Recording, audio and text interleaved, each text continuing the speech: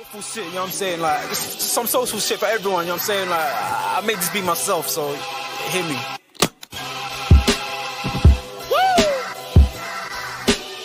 I mean, like, we can put all that clown shit away. This some real shit for you. I mean, I'm spazzing right now, so listen, let's go.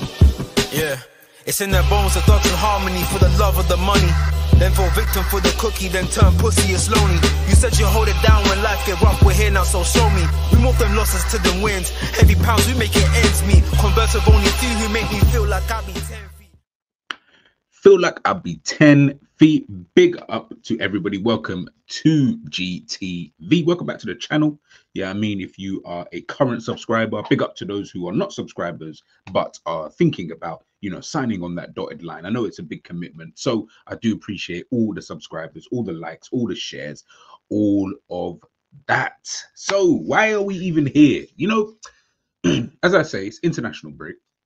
You know, so there's no football on, which is kind of good, well, other than international football, of course.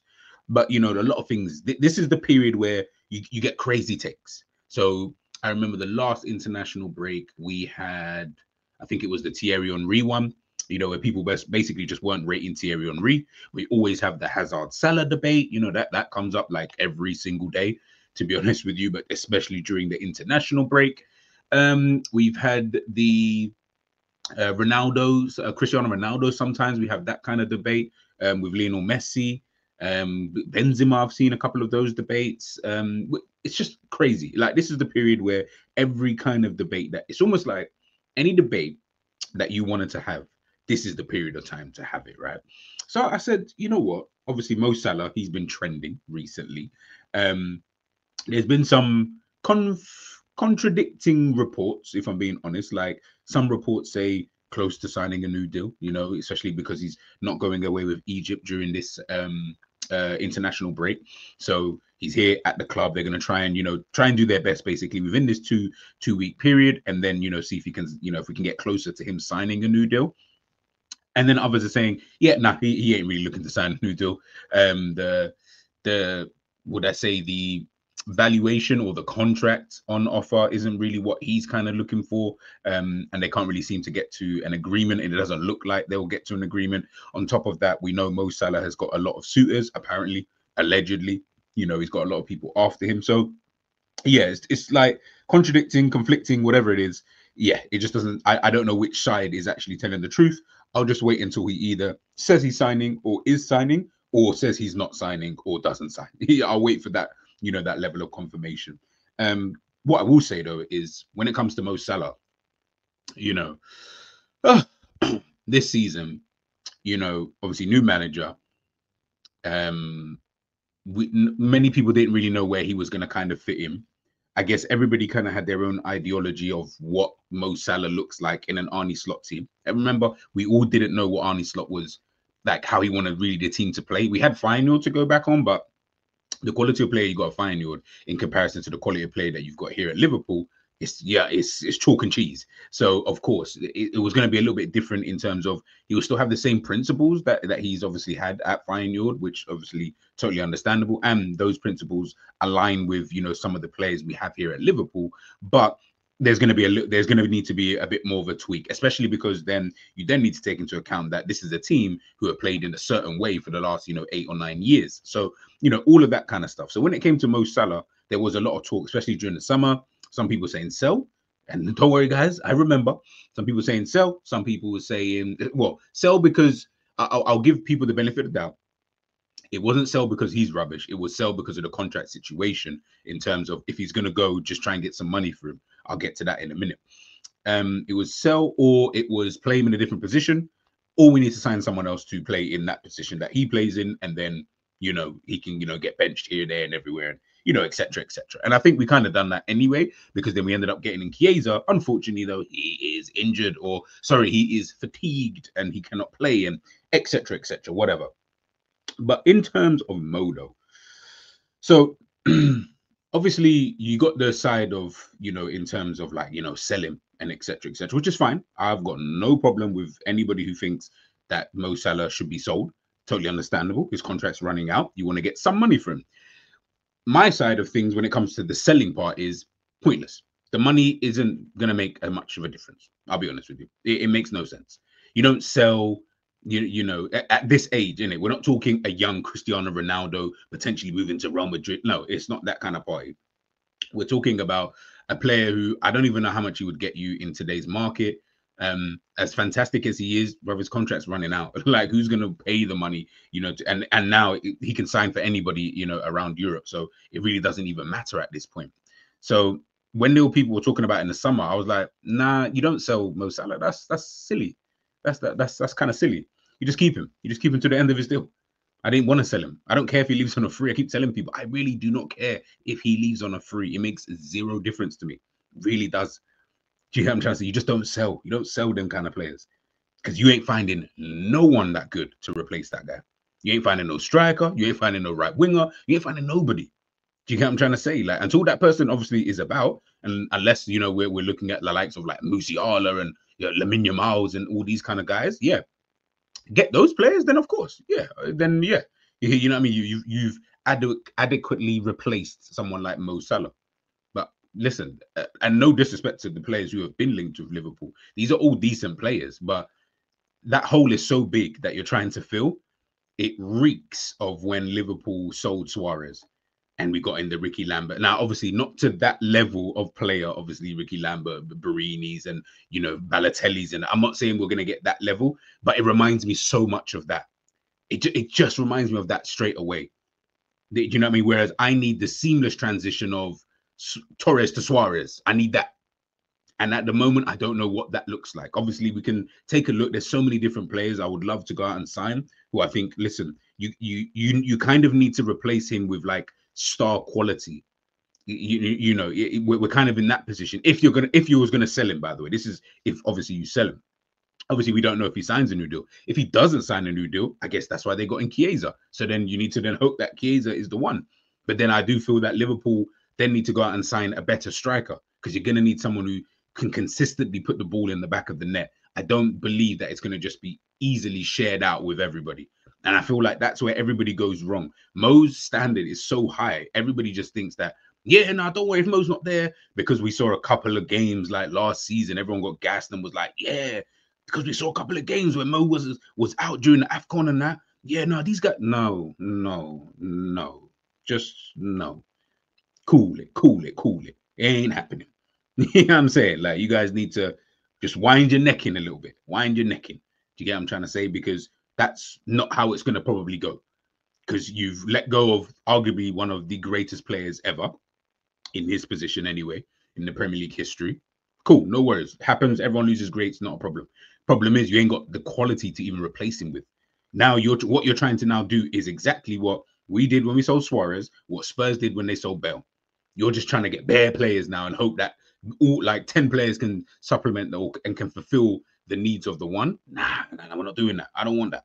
That's why I say I never wanted to sell him, because unless you're going to go out there and get star quality in whether that be a striker, whether that be a dope winger and another striker, then cool.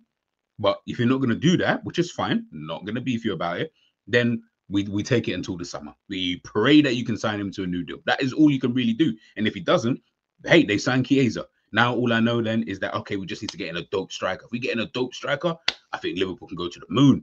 I think Liverpool, number 9 who can put the ball in the back of the net. We don't have that. Do you know what I'm saying? We don't have that. We don't have a consistent one anyway. We have ones who are like, yeah, they're all right. But, you know, we haven't got a consistent one. We haven't got an actual striker. Do you get what I'm trying to say? And I think that's where I'm at with the whole Mo Salah situation, you know, in terms of his whole contract thing. Like I said, of course, my favorite player, you guys already know that for Liverpool of this current team. But the reality is, if he leaves, then he leaves. Yeah, I mean, it is what it is. I've seen Suarez, Torres, Gerrard, all these guys, Owen. Yeah, I've seen all these bad boys. I've seen them all go. So if Mo leaves, that's cool. That like is what it is. I'm good with that. But all I care about now is, okay, how do we? You know what I'm saying, we need to make sure we're patterned up properly in order to take us forward. And I do think, you know, it's about also trying to understand, are you looking, if you keep him, for example, if you do sign him to a new deal, are you going to, is he going to be like the player you're going to kind of build your attack around? Or are you just hoping that Jota, Gakpo, Nunes, Diaz, are you hoping that, and 𝐿𝐴ZE, are you hoping that these guys are just going to be good enough whilst he's still in his bag, you know, so to speak. I honestly, I don't really know. I really don't know how that looks, how that kind of works out. But listen, ultimately, it is kind of what it is. This is what you're kind of replacing for this season. You know, big up Luis Diaz. He's fourth on the list, you know, alongside who's that? Bukayo Saka. Obviously, Haaland, the Cole Palmers, Salah with 20 goals and assists across all competitions this season. It's getting silly. Big up Jon II, by the way, the fact that he's got that many. Mo Salah is averaging a goal contribution every 67.4 minutes across all competitions for Liverpool this season, 20 in 1,347 minutes, his best ever minutes per GA average in a season for the Reds. This is something that he obviously did, like a, what do they call it? I believe they call it the round table or something like that. I don't really know too much about it. I've just seen clips and stuff like that. And I saw this, you know, this little segment that, you know, Mo Salah was obviously just talking about. He says he hates the idea that we are the underdogs. If you look at our squad, we have players in positions that are top 3 in the world. This club and city have to fight for everything. So I saw this and I started laughing. And I watched the clip, obviously, of him saying that. I started laughing. I said, so for all them years that man was hearing about fucking underdogs, when the previous manager was going trying to go under the radar, and I'm telling man, no, like, what do you mean you're going under the radar? Like, big boss, big, you know what I mean? The big dogs, we don't do under the radar stuff. That tells me that you're kind of shook. I need you out in front. Mo has always, listen, there's been times I've said to Mo, as much as you know, I like it. There's been times when I've sat there and said, Mo, if you can't back up what you're saying, then shut up. That is really that simple. We all remember the conversation, like the stuff he said just before the Madrid game. Listen, I'm good with players saying that, but if you cannot back it up, I promise you, be prepared to get bantered. Be prepared for man to tell you to shut up.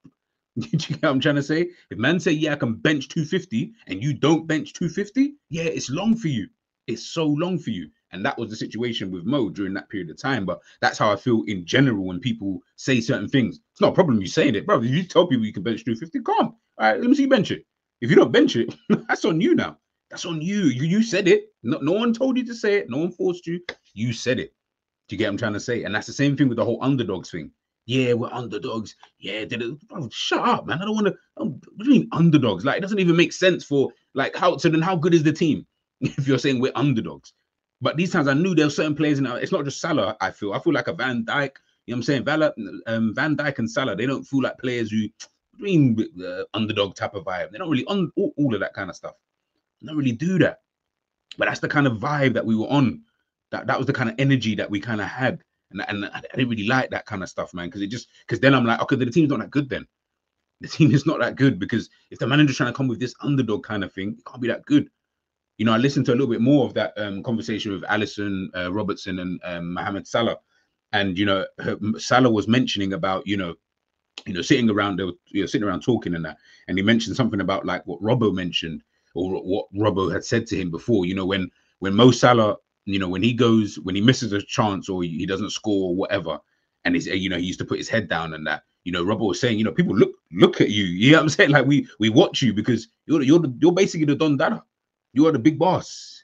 You're the big dog. You know what I'm trying to say? Like, we look at you. If you do that, you know what I mean? It kind of spreads to the rest of the team. Hence why Salah then mentioned about, you know, now he just kind of smiles and stuff like that. And people get vexed at that. I love it. I fucking love it. Smile. Smile. You know what I'm saying? You're not Nunes. You're not Jota and them, man. You know what I mean? You're not these guys who don't score consistently enough, who don't assist as consistently enough. You're good. You don't need to worry about none of that stuff. I'll get next chance. I'm good, man. I'm easy. Haaland be smiling all the time. I'm trying to say why? Because I know I'll probably score the next one.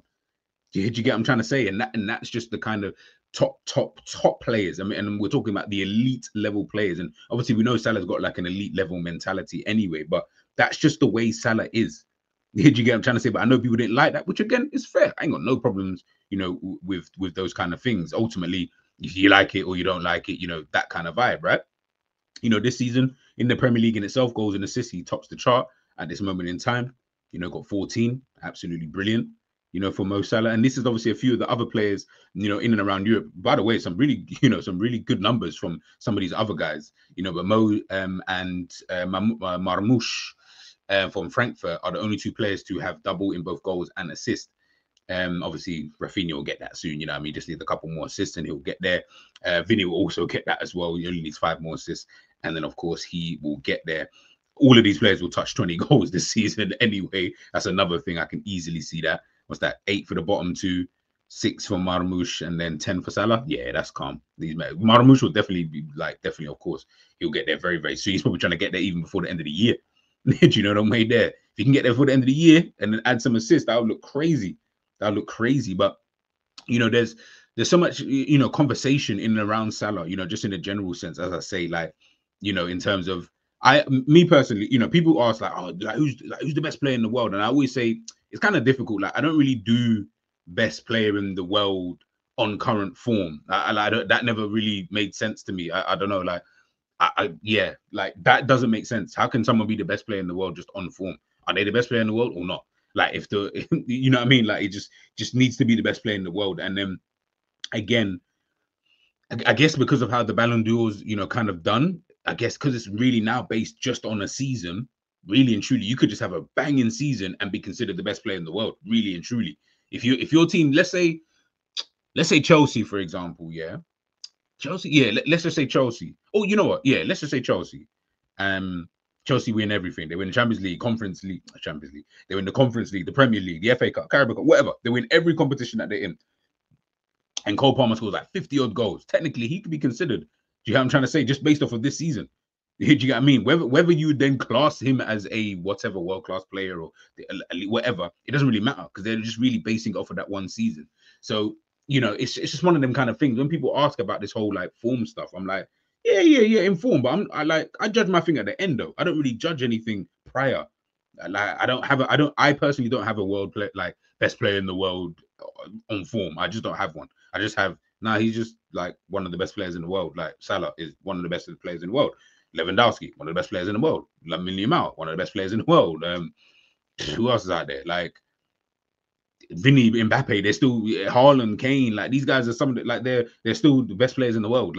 They're just the best players in the world. Do you get what I'm trying to say? Of course, when it comes to listen to the Ballon d'Or and stuff, yes, we'll then look at that season now. Now let's see how you performed over a course of a season. But yeah, I don't do this kind of form stuff, man. But it's so funny. I'm doing this video and it's just hilarious to think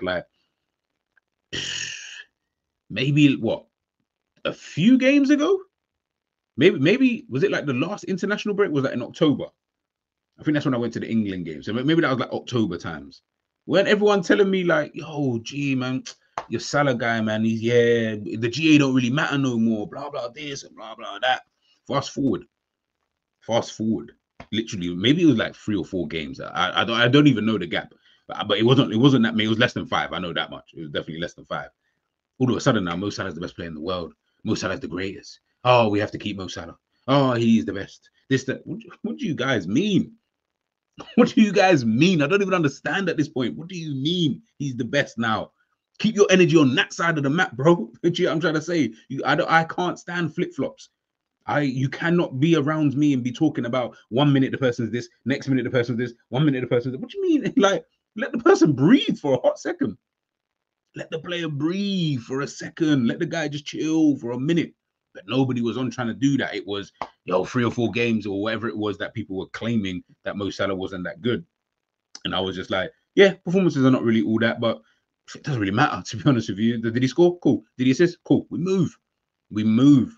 These are I think it's easier for people to understand, yeah, that the quicker you understand players like this, so the Messis, the Ronaldos, the Salahs, the quicker you just understand these type of players, that when you reach a certain level of consistency, there just comes a point where it's obviously context to the position you play, of course.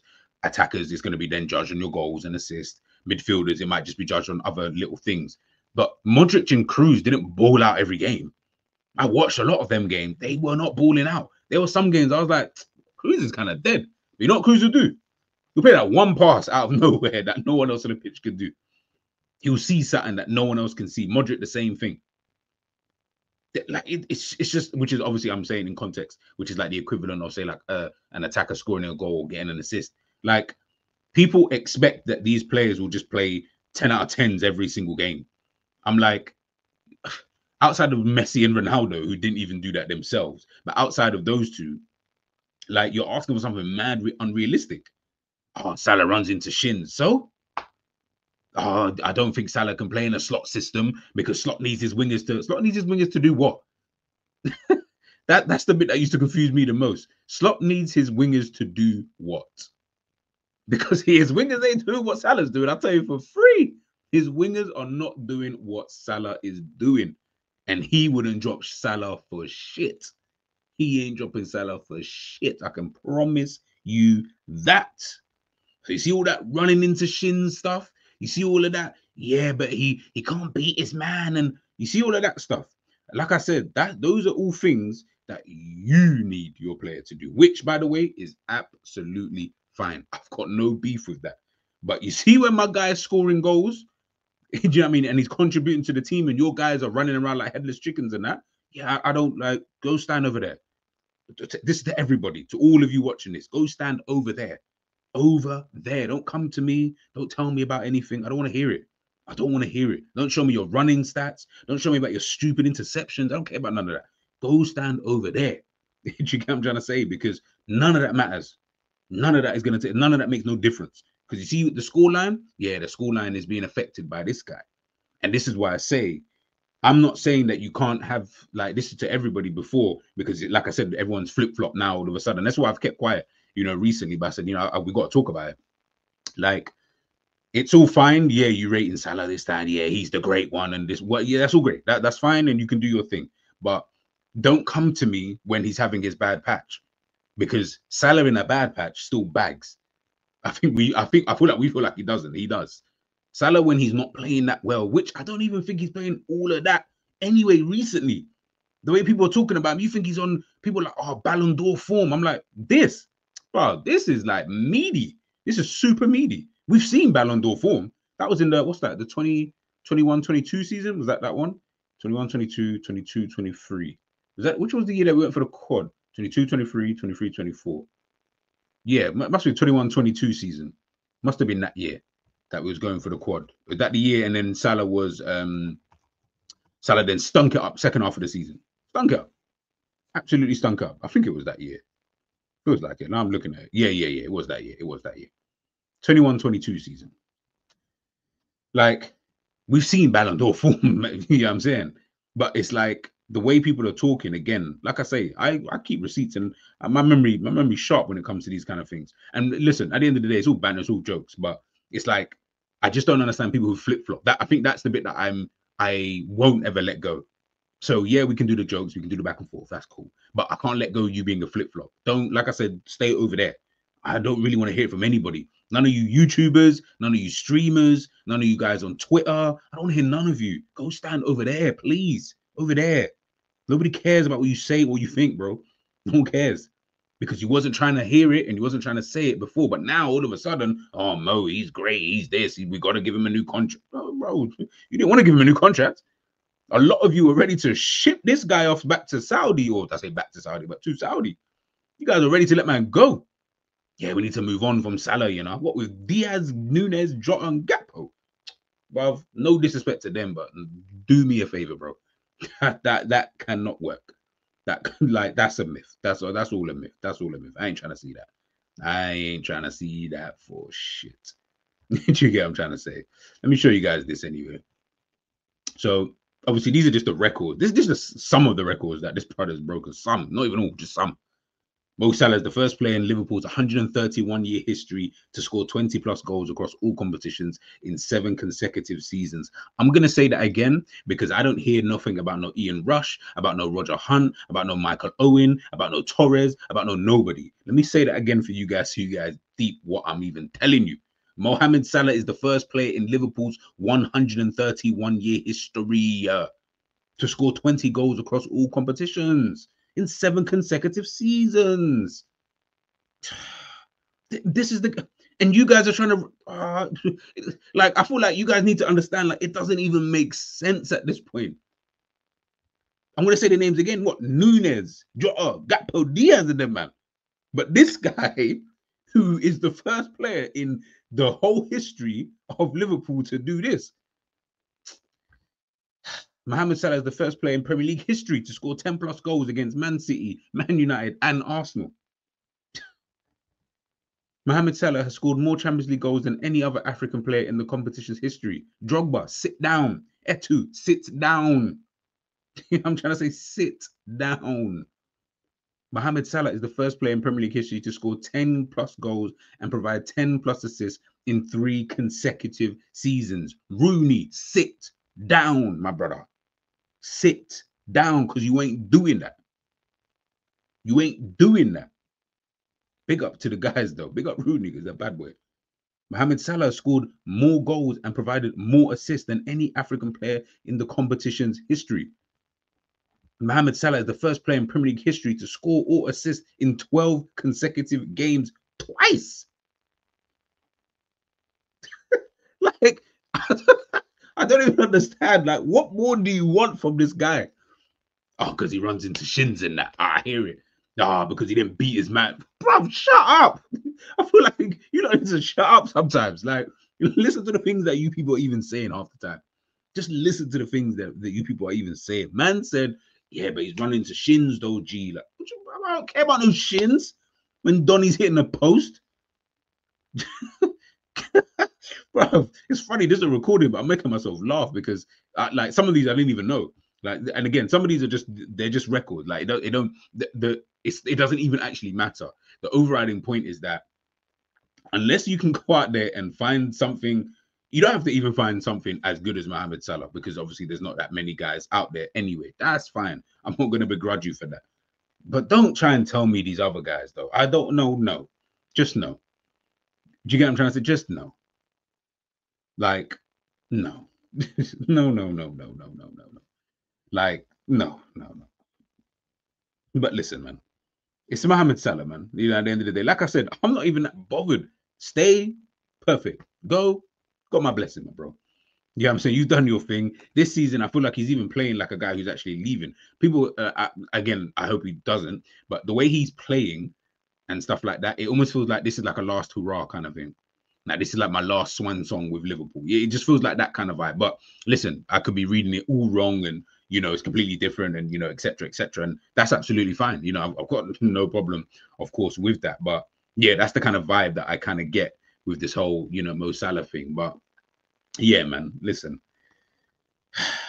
All I'm saying is, guys, just don't talk on Mo Salah. There's certain players in world football that I don't speak about. You'll rarely hear me talk about like a Musiala. You rarely hear me talk about the Modric's or the Kevin De Bruyne's, the Haalands, the Kanes. Kane only when he played for England, because that seems to be a completely different Kane. But Kane in club football, I don't talk about him like that. Virgil, I guess it's really more so for Holland, actually. Again, international football, that's where I feel like these men kind of stink, if I'm being honest. Yeah, all the big dogs. You know, I rarely talk about these guys because it's like there isn't really any point.